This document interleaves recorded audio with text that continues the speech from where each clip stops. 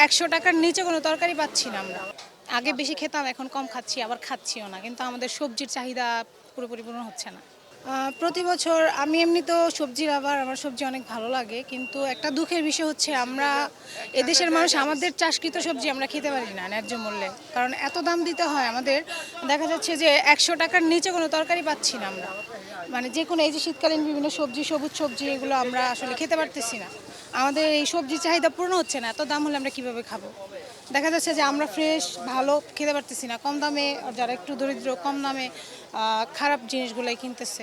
কিন্তু আমরা আসলে ওভাবে পাচ্ছি না। আসলে দেখা যাচ্ছে যে গত ২-১ বছর আগে দেখলাম যে আসলে টমেটোর ৩ কেজি আসলে ১০০ টাকা কিংবা ৪ কেজি ১০০ টাকা। এবছর আসলে কেজি কিরকম দেখছেন? আর দেখলাম যে ২ বছর আগে আসলে মূলা আসলে গরুকে খাওয়ানো হচ্ছে। এবছর আসলে মূলার দামটা কিরকম দেখছেন? আসলে মূলা আমাদের দেশে মানুষ এমনিতেও খায় কম। আর যারাও খায় কিন্তু এত মূলার দামও যদি বেড়ে যায় তাহলে খাবে কি মানুষ? মূলা তো মানুষ এমনিতেও কম খায়। আর কি বলবো, টমেটো আমরা এরকম হয়েছে যে ফ্রোজেনও করেছি। তো এই বছর আমরা ওভাবে পারতেছি না। আমরা ফ্রোজেনও করে রেখেছি। কারণ ২০ টাকা ৩০ টাকা কেজিতে, কিন্তু ৮০ টাকার নিচে টমেটো পাচ্ছি না, ১০০ টাকার নিচে পাচ্ছি না। আসলে দামটা বৃদ্ধির পিছনে কারণটা কি জানেন? এখন এগুলা বলবো কি, সিন্ডিকেট তো আছে, সিন্ডিকেট নিয়ন্ত্রণ করতে পারতেছে না। আর সরকার কি করতেছে আমরা তো এখনো ফলটা দেখতে পাচ্ছি না। হয়তো সামনে ভালো হবে, বা আসলে দেখা যাক কি হয় দেশের অবস্থা।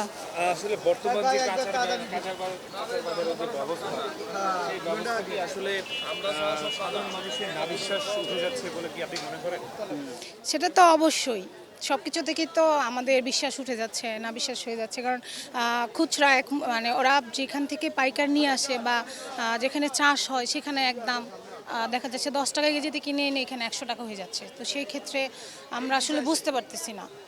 আমার এটা কি খুচরা ব্যবসায়ীদের সিন্ডিকেট নাকি পাইকারদের, না এখানে কি কাজ করতেছে আমরাও বুঝতেছি না। কিন্তু আমাদের খেতে হচ্ছে, আমরা খাচ্ছি। আগে বেশি খেতাম, এখন কম খাচ্ছি, আবার খাচ্ছিও না। কিন্তু আমাদের সবজির চাহিদা পুরোপুরি পূরণ হচ্ছে না।